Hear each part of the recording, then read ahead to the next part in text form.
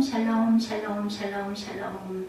하나님 사랑합니다. 여러분 주 안에서 사랑합니다.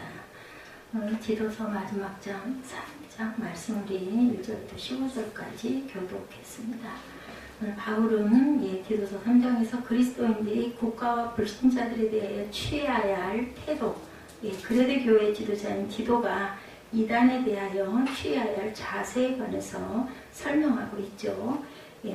바울은 치리자들을 다루면서 그리스도인들은 국가의 정사와 권세를 잡은 위정자들에게 또한 복종하고 순종할 것도 권면했습니다. 그래서 우리는 지도자들, 나라의 대통령, 정부, 내각 이런 리더들을 위해서 항상 기도해야 됩니다. 그리고 이단에 속한 자들을 멀리하라고 권면하죠.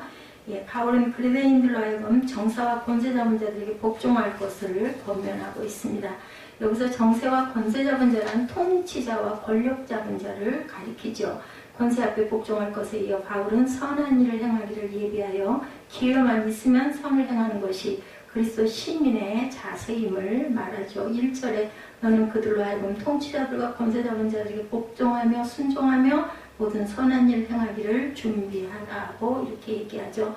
그리고 그리스도인은 어떻게 해요? 2절에 보니 아무도 비방하지 말고 다투지 말고 관용하며 범사의 온유함을 모든 사람에게 나타낼 것을 기억하게 하라. 우리도 전에는 어리석은 자였고 순종하지 아니한 자였고 속은 자였고 여러 가지 정욕과 행락에 종노릇한 자였고 악독과 투기를 일삼는 자요 가증스러운 자요 피차 미워하였으나 우리 구주 하나님의 자비와 사람 사랑하심이 나타날 때에 우리를 구원하시되 우리가 행한 바 의로운 행위로 말미암지 아니하고 오직 그의 긍휼하심을 따라 우리의 의가 아니라 하나님의 긍휼하심을 따라 중생의 씻음과 성령의 새롭게 하심으로 우리가 거듭났다. 이렇게 말씀을 합니다. 그래서 그리스도 밖에 있는 사람들이 힘쓰는 대부분의 일들은 하나같이 하나님에게 가증히 여기시는 것들 뿐이요 우리도 이전에는 예외 없이 이런 자였다.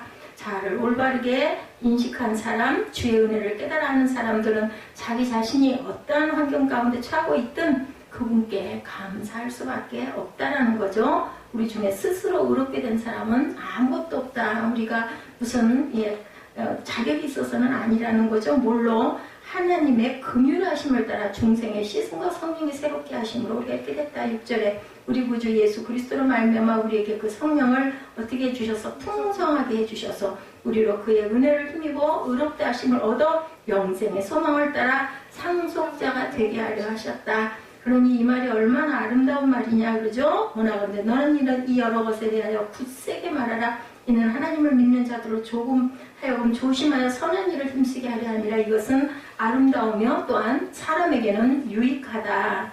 그리고 이제 그 다음에 얘기하죠.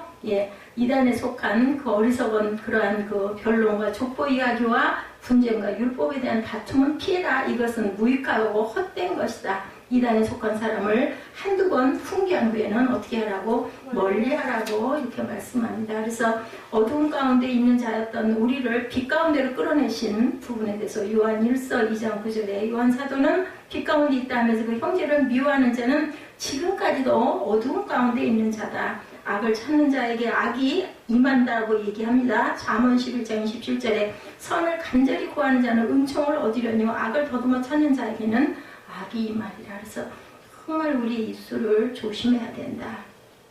그리고 또한 성도의 구원에 대해서도 말하죠. 성경은 구원에 대해 있어서 인간의 의나 공로 또는 그 밖에 다른 무엇을 섞어서 구원관을 얘기할 수는 없다. 단호하게 배격합니다. 실제로 인간은 모든 죄 아래 갇혀 있음을 의롭지 못하고 의로운 행위가 불가능하다고 로마서 3장 10절에서 13절에 증거합니다. 기록된 바 의인은 없나니 하나도 없으며 또한 깨닫는 자도 없고 하나님을 찾는 자도가 의인은 없다는 거예요. 치우쳐 함께 무익하게 되고 선을 행하는 자는 없나니 또한 하나도 없도다. 13절에 그들의 목구멍은 열린 무덤이요 그 혀로는 속임을 일삼으며 그 입술에는 독사의 독이 가득하고 하나님은 천지간의 구원을 베푸시는 이런 유일한 분이라고 이렇게 말씀을 합니다. 아무도 하나님께서 하시는 일을 배신할 자가 없다는 거죠. 인간의 구원을 위해 기여할 만한 종교나 사상은 어디에도 존재하지 않는다. 구원은 오직 누구로 인하여 주님으로 인하여 말미암은 것이며 주의 은혜에 기초한 것이다. 모든 사람의 구원을 준 하나님의 은혜에 대해서 디도서 2장 우리 2장이죠. 11절에 모든 사람에게 구원을 주시는 하나님의 은혜가 나타났다라고 증거하죠. 금일에 풍성하신 하나님이라고 에베소서 2장 4절에 금일이 풍성하신 하나님이 우리를 사랑하신 그 큰 사랑으로 인하여 우리는 구원을 받았다고 말합니다. 그렇기 때문에 우리는 뭐해라? 악을 멀리하고 선을 행해야 된다. 우리에게 뭐를 부어주셨기 때문에, 성령을 부어주셨기 때문에 그것이 가능하다. 하나님의 성령을 예수 그리스도로 말미암아 우리에게 풍성히 부어주셨다고 증거하죠. 하나님께서 우리 가운데 보내신 성령은 우리의 행위나 노력의 결과가 아닌 뭘로? 값없이 받은 은혜로 주셨다. 성령은 우리의 위로자요, 돕는 자요, 중재하는 자로서 우리를 모든 진리 가운데로 인도하시고, 성령은 우리에게 그리스도의 말씀을 생각나게 하시며 우리로 하여금 능력 있는 그리스도의 증인이 되게 하시고, 성도 안에 있는 그리스도를 영화롭게 하고 그분을 증거하도록 하신다. 믿음으로 후사가 되게 하셨다고 로마서 4장 16절에 증거합니다. 그러므로 상속자가 되는 그것이 은혜에 속하기 위하여 뭘로 되었다? 믿음으로 되었다라고 증거합니다. 우리 무슨 그 믿음으로 되었지 다른 어떤 걸로 우리 선한 행위로 된 건 없다. 이는 그 약속을 모든 후손에게 굳게 하려 하심이라. 율법에 속한 자에게뿐만 아니라 아브라함의 믿음에 속한 자에게도 그러하니, 아브라함은 우리 모든 사람의 믿음의 사람의 뭐예요? 조상이죠. 진리의 영이시라고 요한복음 14장 17절에 진리의 영이라 세상은 능히 그를 받지 못하나니 이는 그를 보지도 못하고 알지도 못함이라. 그러나 너희는 그를 안다. 그는 너희와 함께 거하시며 너희 속에 계시겠습니다. 우리 속에 성령 하나님께서 항상 계시죠. 그래서 우리는 선한 일에 항상 힘써야 된다. 지구상에는 각양각색의 수많은 사람들이 살고 있지만 그들은 모두 하나님의 자녀가 아니면 마귀의 자식이다. 두 가지 중에 하나의 중간은 없다는 거예요. 이것은 소유의 많고 적음이나 외모에 의해서 결정되는 것이 아니라 뭐를? 예수를 믿는 믿음 여부가 결정해 준다. 누구든지 예수 그리스도를 믿는 사람은 하나님의 자녀입니다. 하지만 예수 그리스도를 거부하는 사람은 모두가 마귀의 자식이죠. 변하지를 못했어요. 우리는 원래 마귀의 자녀로 태어났지 않습니까? 원죄가 있기 때문에 성경은 우리가 선행을 위해 그리스도 예수 안에서 새로 지으심을 받은 사람들이라고 가르칩니다. 에베소서 2장 10절에 그러죠. 그러므로 우리 각 사람은 마땅히 선한 일을 힘쓰고 선한 사업에 부유한 자가 되도록 해야 되겠다라고 말씀합니다.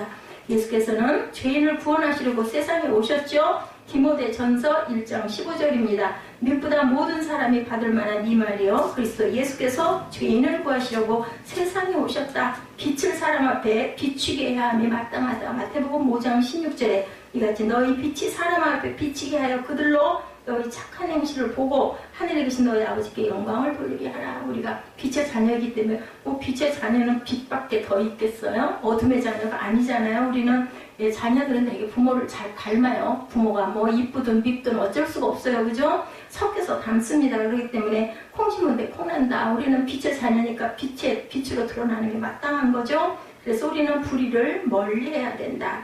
바울은 어리석은 변론과 족보 이야기와 분쟁과 율법에 대한 다툼을 피하라. 왜냐하면 이것은 무익하고 헛되다. 그리고 이단에 속한 사람을 훈계는 해야 돼요. 근데 그리고 나서는 어떻게 해라? 멀리해라. 자꾸 얘기하면은 그 말꼬투리를 자꾸 잡아서 그 말을 당할 자가 없다고 그러죠. 나중에는 그냥 혼미해지는 그런 경우가 있기 때문에 피해버리라는 거죠. 성도들은 복음적 신앙을 견지하도록 힘써야 된다. 인본주의적인 신앙은 그 뿌리가 사단이기 때문에 성도들이 합당치 못하다. 아까 낮에 그런 얘기했죠.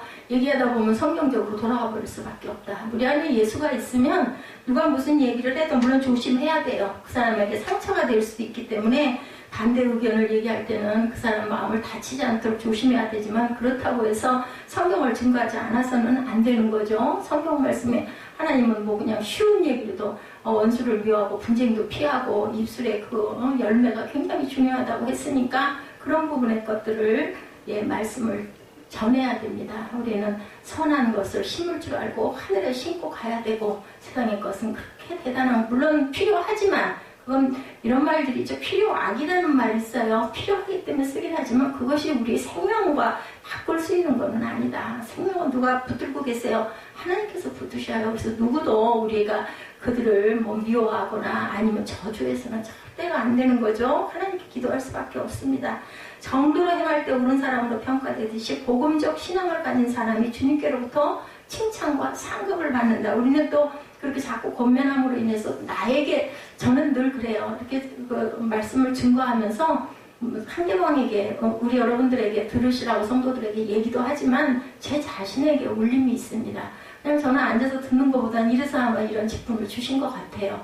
말씀을 들여다보고 정리하고 하다 보면 자꾸 그걸 곱씹게 되죠. 그러다 보면 말씀을 증거하고 전하고 나면 힘이 솟고 영이 살아나는 것을 느낍니다. 그래서 증거하고 전할 때 하나님이 먼저 은혜 받게 해주시기 때문에 하나님께서 부족하니까 이 자리에 세우신 것 같아요. 육체의 일을 행하는 자들이라고 갈라디아서 5장 19절 20절에 육체의 일은 분명하니 곧 음행과 더러운 것과 호색과 우상숭배와 주술과 원수 맺는 것과 분쟁과 시기와 분냄과 당짓는 것과 분열함과 이단이라고 얘기합니다. 그래서 우리는 진리를 대적하는 자들을 가까이서는 안 된다. 디모데후서 3장 9절입니다. 얀네와 얀브레가 모세를 대적한 것 같이 그들도 진리를 대적하니 이 사람들은 그 마음이 부패하고 믿음에 관하여는 버림을 받은 자들이라고 얘기합니다. 그러니까 누구도 그렇게 대적을 하는 건 모세 그 애국 땅에 출애굽을 할 때 모세 대적 많이 했죠. 우리를 광야에서 죽게 하려니 결국 그 사람들 어떻게 됐어요? 죽었어요. 입으로 얘기한 거 그대로 본인이 받아서 가기 때문에 정말 항상 깨닫고 느끼는 것이고 아차아차하지만 우리는 입술의 열매가 정말 중요하고 입술의 선포가 중요하다는 것을 늘 생각해야 됩니다. 그래서 예배 때만이라도 우리가 중보기도도 하고 입술로 고백하는 거거든요. 보통 때 못하더라도 어떡하겠어요? 그렇게라도 그죠? 외우지 못하면 보고라도 성경 말씀도 보고라도 읽는 게 저는 중요하다고 생각합니다. 그래서 마무리로 인사하죠. 마지막 부분에 뭐라고 얘기를 해요? 급하게 오라고 얘기합니다. 바울은 디도에게 아데마나 두기고를 보내면서 급히 니고볼리로 오라고 당부를 하죠. 디도는 바울에게 크게 인정을 받는 하나님의 일꾼이었습니다. 그래서 하나님께 인정을 받은 충성스러운 일꾼이었기 때문에 누구든지 자기가 하고 있는 일들에 대해서 인정받는 데면 얼마나 신나요? 기쁘죠? 복된 일이죠. 그래서 그 모든 수고에 대해 선지자 노릇하고 주의 이름으로 귀신을 쫓아내고 주의 이름으로 많은 권능을 임했다 할지라도 인정을 받지 못하면 허사가 된다. 죄종들에게 인정받는 것처럼 귀한 것은 없습니다. 우리는 모든 일을 무슨 일을 하든지 우리를 택하여 세우신 주님께 인정받도록 합당하게 행하지 않으면 안 된다.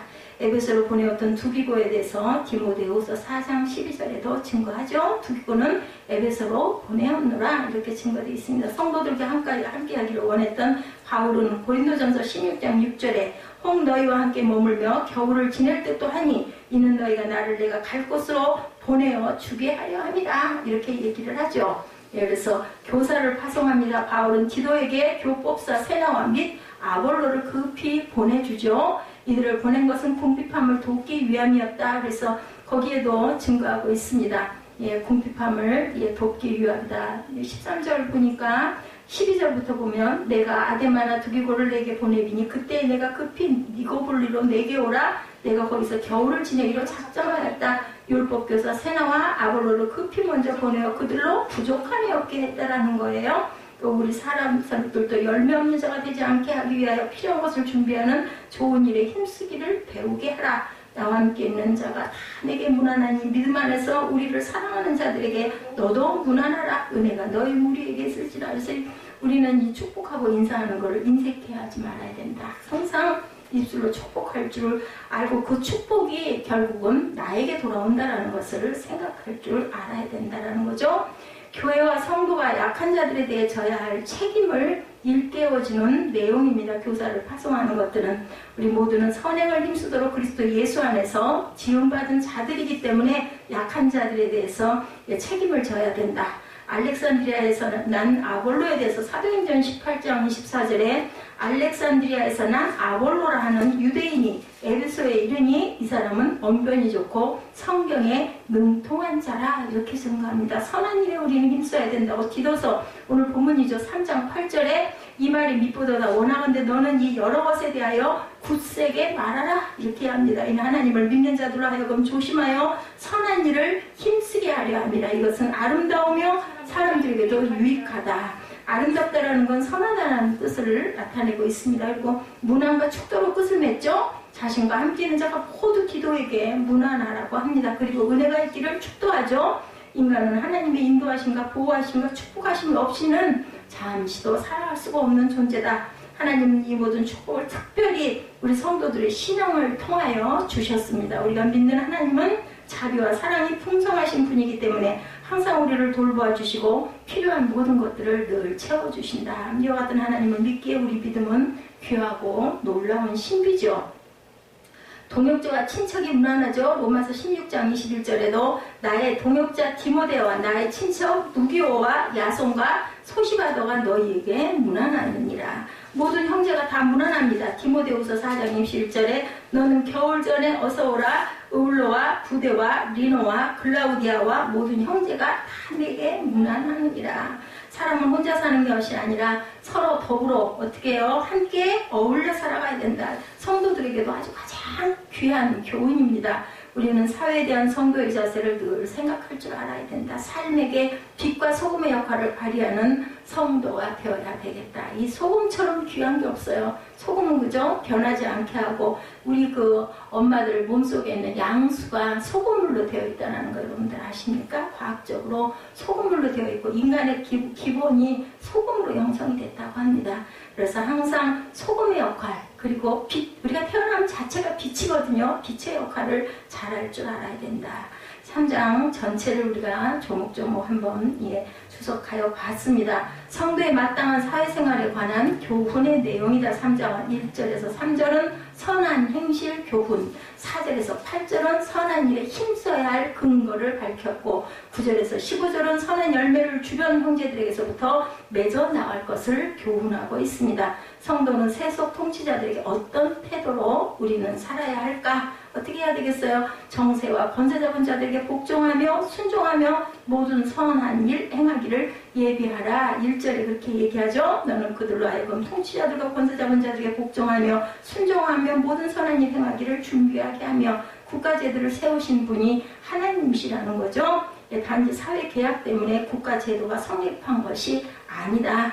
하나님은 교회를 보호하시기 위해 위정자들에게 악행을 벌하며 선행을 포상하는 권세를 주시죠. 로마서 13장 4절입니다. 그는 하나님의 사역자가 되어 내게 선을 베푸는 자니라. 그러나 내가 악을 행하거든 두려워하라 라고 얘기합니다. 그가 공연히 칼을 가지지 아니하였으니 곧 하나님의 사역자가 되어 악을 행하는 자에게 진노하심을 따라 보응하는 자니라. 베드로전서 2장 14절에도 혹은 그가 악행하는 자를 징벌하고 선행하는 자를 포상하기 위하여 보낸 총독에게 하라. 그러니 통치자가 내로라 할지라도 정당한 권위를 행사하는 한 성도는 국가 질서를 존중하며 시민의 의무를 성실하게 수행하고 공공의 선을 도모하며 그들을 위해 기도해야 된다고 마태복음 22장 21절 디모데전서 2장 2절에 증거하죠. 디모데전서 2장 2절 봅니다. 임금들과 높은 지위에 있는 모든 사람을 위하여 하라. 이는 우리가 모든 경건과 단정함으로 고요하고 평안한 생활을 하려 함이라고 증거하고 있습니다.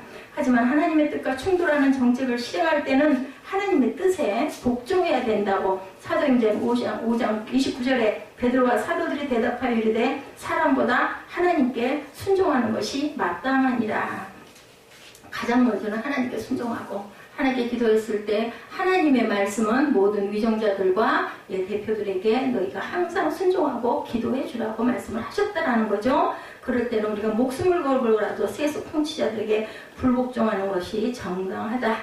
하나님께 순종을 먼저 해야 되겠는데 만약에 그거를 거스르는 자들에게는 목숨을 걸 줄 알아야 된다. 세속 시민들에게는 우리가 어떤 태도를 가져야 할까? 세속적으로는 아무도 회방하지 말며 다투지 말라고 했고 적극적으로는 관용하며 범사의 온유함을 모든 사람에게 나타내라고 본문 2장 앞절에 말씀하죠. 복음 진리를 수호하기 위해서는 적당히 타협하지 않고 끝까지 싸워야 한다. 교회 안의 거짓 교사들은 엄히 꾸짖어서 교회를 보호해야 한다. 1장 13절에도 이 증언이 참되도다. 그 디도서 1장 13절입니다. 그러므로 내가 그들을 엄히 꾸짖으라. 이는 그들로 하여금 믿음을 온전하게 하고 이렇게 말씀합니다. 하지만 교회 밖의 세속인과 더불어 지내는 일은 진리 문제가 아닌 생활 문제이기도 하기 때문에 이들과 더불어 살려면 적당히 손해볼 각오도 해야 한다. 만인의 호구가 되리라는 불의의 눈감으란 뜻이 아니고 그들을 이기적이고 부당한 언행에 가혹하게 공격하지는 말라는 말씀이죠. 상대를 깔보는 태도로 모욕하거나 싸우면서 복음을 전해서는 안 된다라는 겁니다. 복음에 무지한 그들의 영적 눈먼 상태를 어떻게 너그럽게 이해하고 온화하고 친절하게 배려하는 중에 복음을 우리는 제시할 줄 알아야 된다. 꼭 그죠? 예, 고기를 모는 그 그물처럼 이렇게 몰고 가잖아요. 고기 잡을 때 보면 이런 식으로 예, 그 말씀을 전해야 돼. 마태복음 5장 16절이죠. 이같이 너희 빛이 사람할 때 비치게 하여 그들로 너희 착한 행실을 보고 하늘에 계시는 아버지께 영광을 돌리게 하라. 우리가 행함이 정말 중요합니다. 말씀 사역자의 직무 중 하나는 성도로 하나님 말씀을 기억하게 하는 것이다. 예, 2장에 2절에 나타나죠. 아무도 비방하지 말며 다투지 말려 관용하며 범사에 온유함을 모든 사람에게 나타낼 것을 기억하게 하라. 늘 참신한 교훈을 가르쳐야 하는 것이 아니라 이미 아는 말씀을 반복해서 마음에 새겨주어 꾸준히 실천하도록 돕기도 해야 된다. 뭐 새로운 말씀, 뭐 어려운 말, 뭐 이것저것 붙들어 다 할 필요 없는 거예요. 성경 말씀 뭐 그냥 우리가 외우기 힘들면 아주 그냥 짧은 구절이라도 하나님의 말씀을 자꾸 반복해서 증거할 필요가 있다. 쉽게 읽는 것은 마음에 새기지 않았기 때문이고 그만큼 말씀을 소홀히 여겼기 때문이다. 하나님 말씀 중에 한 번 듣고 잊어도 좋을 교훈은 아무것도 없다는 거죠. 생활 중에 자연스럽게 말씀을 실천하기까지 반복해서 기억하게 해야 할 필요가 있다. 헬라의 성경은 3절을 왜냐하면으로 가르로 시작을 합니다. 원어 성경에. 그래서 3절에 보면 우리도 전에는 어리석은 자 이렇게 나오잖아요. 근데 그것이 헬라의 성경에 보면 왜냐하면 우리도 전에는 어리석은 자였다라는 거죠. 2절에 보니까 뭐라고 얘기해요? 아무도 비방하지 말고 다투지 말고 관용하고 범사에 온유함으로 모든 사람에게 나타날 것을 기억하라. 왜냐하면 우리도 전에는 어리석고 순종하지 아니하였고 속은 자여 여러 가지 정욕과 행락에 종노릇한 자여 악독과 투기를 길삼은 자여 가증스러운 자여 피차 미워한 자였으나 우리 구주 하나님의 자비와 사람 사랑하심이 나타날 때 우리를 구원하셨기 때문에 우리도 그들을 사랑해야 된다라는 거죠. 성도가 선행에 힘써야 할 근거를 단계적으로 제시하고 있는 모습이죠. 그래서 먼저 사도는 눈멀었던 우리의 옛 모습을 폭로하죠. 우리 다 그런 어리석은 자였다. 하나님과 그분의 뜻에 교만하게 저행하는 순종치 아니하였던 저와 여러분이었다. 불신의 삶이 현명하다고 생각했으나 그것을 속았던 우리였고 각종 정욕과 행락을 즐기는 자유인인 줄 알았으나 죄의 종노릇한 우리였다라는 거죠. 경쟁자의 불행을 바라는 악독과 타인의 형통을 대합하는 투기에 굴복하고 혐오스러운 죄인으로 미움도 받고 미워도 하면서 우리는 살았다. 3절의 폭로입니다. 피차 미워한 자였으나 바울 사도는 우리도 라고 하므로 율법에 비추어 흠없는 바리새인이었던 자신조차 별 수 없는 죄인이었다라는 것을 먼저 인정하고 고백하죠. 필리포서 3장 6절에 열심으로는 교회를 박해하고 율법의 의로는 흠이 없는 자라. 이런 죄인이 변할 수 있었던 것은 하나님께서 우리를 오래 참으시고 관용하셨기 때문입니다. 세속인에 대한 성도의 태도는 우리에게 보여주신 하나님의 성품을 반영하는 사역이다. 우리는 하나님의 성품을 드러내야 됩니다. 그것을 모델로 오셔서 실천하신 분이 예수님이시기 때문에 우리가 늘 작은 예수가 되도록 애를 써야 된다. 하나님께서 당장 멱살을 잡고 지옥에 쳐넣어 형벌하실지라도 우리는 변명하지 못한다라고 에베소서 2장 2, 3절에 증거합니다. 그때 너희는 그 가운데 행하여 이 세상 풍조를 따르고 공중의 공세 잡은 자를 따랐으니 곧 지금 불순종의 아들들 가운데 역사하는 영이라고 말하죠. 그래서 3절에 전에는 우리도 다 그 가운데서 우리 육체의 욕심을 따라 지내며 육체의 마음에 원하는 것을 하여 다른 이들과 같이 본질상 진노의 자녀이었더니 그런데 우리 구주 하나님은 우리를 죄와 죄의 형벌에서 구원하시기를 원했다. 우리의 죄와 허물을 비방하고 가혹하게 공격하는 대신 뭘로? 자비와 사람 사랑하심을 나타내셨다. 4절이죠. 그렇기 때문에 항상 죄를 그냥 용서하면 공의롭지 못함으로 독생자를 보내셔서 우리 대신하여 형벌을 받고 가셨어요. 요한일서 4장 9절 10절이죠. 하나님의 사랑이 우리에게 이렇게 나타난 바 되었으니 하나님의 자기의 독생자를 세상에 보내심은 그로 말미암아 우리를 살리려 하심이라. 사랑은 여기 있으니 우리가 하나님을 사랑한 것이 아니요 하나님이 우리를 사랑하사 우리 죄를 속하게 위하여 화목제물로 그 아들을 보내셨다라고 증거가 되어 있습니다. 십자가는 하나님의 공의를 무너뜨리지 않고서 자비와 사랑을 드러낸 사건이다. 이 요한일서 말씀들이 정말 물론 다 말씀이 좋지만 아주 그냥 가슴에 박히는 말씀들로 요한 1, 2, 3서 아주 아주 짧지만 깊은 그런 의미를 담는 좋은 말씀들이, 사랑에 대한 말씀이 많습니다. 십자가는 하나님의 공의를 무너뜨리지 않고 자비와 사랑을 드러낸 사건이다. 하나님은 그리스도의 대리 속죄를 통해서 죄인이 하나님과 다시 화목할 수 있는 정당한 구원의 근거를 마련하셨다. 우리의 행실이 세속인보다 조금은 사랑받을 만하기 때문인가? 아니라는 거죠. 우리를 구원하실 때 우리 행한 바 의로운 행위로 말미암지 않다라고 오늘 본문 5절에 말씀하죠. 예수님은 우리가 아직 연약하고 죄인이고 원수같이 행할 때 우리를 위해 돌아가셨습니다. 로마서 5장 6절에서 10절에 증거합니다. 구원은 우리의 행위와 상관없이 오직 하나님의 행위로 말미암았다. 하나님께 죄인을 구원하셔야만 할 피치 못할 사정이나 죄인과 화목하셔야 할 의무가 있는 게 아니고 뭐 때문에 하나님의 좌우로 자유로운 결정이었다. 사람 사랑하심을 기뻐하시는 분이죠. 왜요? 우리를 만드셨기 때문에. 죄인을 향한 하나님의 일방적인 호의다. 4절에서 7절 전체가 한 문장인데 구원은 오직 그의 긍휼하심으로 말미암는다는 것이 핵심입니다. 하나님의 구원의 원천이시고 하나님의 성령에 의한 중생의 씻음과 새롭게 하심으로 구원하셨다. 중생은 다시 태어난다는 뜻이죠. 요한복음 3장 3절입니다. 예수께서 대답하여 이르시되 진실로 진실로 내게 이르노니 사람이 거듭나지 아니하면 하나님의 나라를 볼 수 없느니라. 그래서 물로 거듭나고도 뭐가 뭔지 모르는 사람은 성령으로 거듭나고 나면 그것을 깨달아 알 수 있다라는 거죠. 예, 약간 고장난 걸 고쳐가지고 다시 만들었다는 뜻이 아니죠. 아담 안에서 완전히 망가진 존재를 그리스도 안에 있는 새로운 피조물로 거듭나게 했다라고 고린도 후서 5장 17절이죠. 그래서 보라 새것이 되었더라 이렇게 말씀하지 않아요. 그래서 거듭난 자는 성령께서 부어주신 새로운 속성으로 살아가게 된다. 죽은 자는 아무것도 할 수가 없어요. 믿거나 거부하는 반응도 할 수 없어요. 살았을 때가 기회라는 것을 우리가 꼭 알아야 됩니다. 예, 아직 살려놓으신 거는 아직 더 고쳐야 될 부분이 있어서 그것을 기회를 주신 게 아닐까 우리가 생각해 볼 수도 있겠습니다. 오직 하나님의 능력과 사랑의 우리로 예수님 안에서 생명을 얻게 하셨다. 그래서 성경은 구원을 은혜로 얻는다. 에베소서 2장 1절에서 5절에 선포합니다.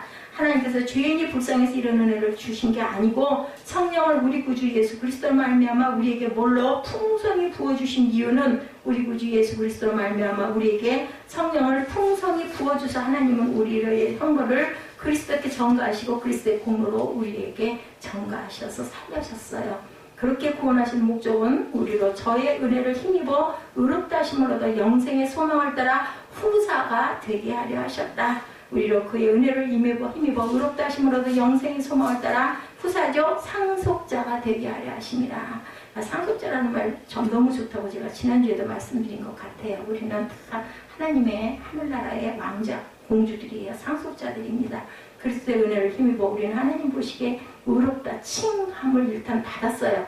자격을 받았죠. 칭의와 함께 성도의 신분은 이제는 변했죠. 죄인 신분에서 아들의 신분으로 이렇게 급상을 합니다. 단지 천국 시민이 아니라 영원한 천국을 그리스도와 함께 상속할 상속자다. 말씀만 들어봐도 얼마나 멋져요. 그죠? 그러니 성령을 풍성하게 부음받고 보장된 영생을 소망하는 성도는 교회에서든 가정에서든 사회에서든 새 신분에 합당한 삶을 당연히 살아야 되겠죠. 그죠? 우리 뭐 드라마 같은 데 보면 신분이 상승하니까 막 옷차림부터 달라지고 행동거지도 달라지고 걸음걸이도 달라지잖아요. 겉모습도 딱 보면 뭔가 여유가 있고 힘이 있어 보이고 자신이 만만해 보이잖아요. 그러다 보면은 속사람도 당연히 변화되죠. 생각도 바뀌죠. 세속인들과 더불어 지내면서도 감사의 마음과 겸손한 태도를 잃지 않아야 된다는 거예요. 그 사람들과 당연히 섞여 살아야 되는 게 맞습니다. 그런데 우리는 구별된 자라는 자긍심을 늘 가져야 된다. 4절에서 6절이죠. 우리 구주 하나님의 자비와 사람 사랑하심이 나타날 때 우리를 구원하시되 우리가 행한 바 의로운 행위로 말미암지 아니하고 오직 그의 긍휼하심을 따라 중생의 씻음과 성령의 새롭게 하심으로 하셨나니 우리 구주 예수 그리스도로 말미암아 우리에게 그 성령을 풍성히 주사 죄인을 구원하여 영생을 주시려고 삼위 하나님께서 수천 년 동안 협력을 하셨다. 너무 황송하고 영광스러운 말에 감탄이 튀어나올 수밖에 없다. 8절 하반절에 이 말이 미쁘도다. 사도는 내가 이 여러 것에 대하여 굳세게 말하라. 우리는 하나님의 명령을 받은 그죠? 전부 다 제사장들이에요. 왕같은 제사장이라고 그랬기 때문에 우리는 이 굳세게 마음 명령을 전할 줄 알아야 되는 증인이 돼야 된다는 거죠. 이는 하나님을 믿는 자들로 하여금 조심하여 선한 일을 힘쓰게 하려 함이라. 이것은 아름다우며 사람들에게 유익하다. 죄 속에 있는 인간의 비참함, 예수 그리스도의 나타나심으로 마련된 구원의 근거, 오직 하나님의 긍휼이라는 구원의 원천, 성령을 통해 중생하게 하시고 새롭게 하시는 구원의 수단, 하늘나라 후사로 삼으시려는 구원의 목적을 확신하며 교훈할 줄 알아야 된다. 그 이유는 성도로 하여금 조심하여 선한 일을 힘쓰게 하려 함이라고 오늘 이렇게 아주 강하게 증가하죠. 선하게 살았다가 구원 얻는 것은 아니지만 구원 얻은 자는 제 마음대로 살지 않고 말씀에 주의하며 선하게 살아야 하는 것이 마땅한 거죠. 사도는 선한 일에 힘쓰는 것이 아름답고 사람들에게도 유익하다. 하나님을 믿었다는 증거는 뭘로 드러난다고요? 삶으로 드러나죠. 중생했다면 죽은 자처럼 지낼 수 없죠. 그래서는 안 되겠죠. 바른 교훈이 마음에 심겼다면 바른 삶의 열매가 당연히 맺혀야 합니다. 성도는 바른 교훈과 바른 고백을 중요하게 생각할지라도 불신자가 주목하는 것은 성도의 삶이에요. 그들은 예수 믿으면서 왜 그랬어요? 바로 튀어나오죠. 어떤 불신자는 직접 성경을 읽으면서 성도가 말씀대로 사는지 관찰하기도 한다고 합니다. 더 잘 알기도 한데요. 때로는 그렇기 때문에 삶이 뒤따르지 않으면 복음은 전혀 전파될 수가 없죠. 반면에 성도의 선행은 비방하던 불신자들조차도 하나님께 영광을 돌리게 할 만큼 아름답고 유익하다고 베드로전서 5장 12절 마태복음 5장 16절에 증거합니다. 9절에는 그러나로 아까 시작한다고 말씀드렸죠. 확신에게 가르쳐야 할 밑분 말씀과 대조해서 피하고 멀리해야 할 것들을 지적하고 있죠. 그러나 어리석은 변론과 족보 이야기와 분쟁과 율법에 대한 다툼은 피하라. 이것은 무익하고 헛되다. 피하라고 한 것은 어리석은 변론과 족보 이야기와 분쟁과 율법에 대한 다툼이죠. 모든 종류의 변론과 이야기와 다툼은 불필요하다라는 거죠. 하지만 말하는 자나 듣는 자 모두가 경건 생활에 무익하고 헛된 말들이 교회 안에 절대로 퍼지지 않게 해야 된다.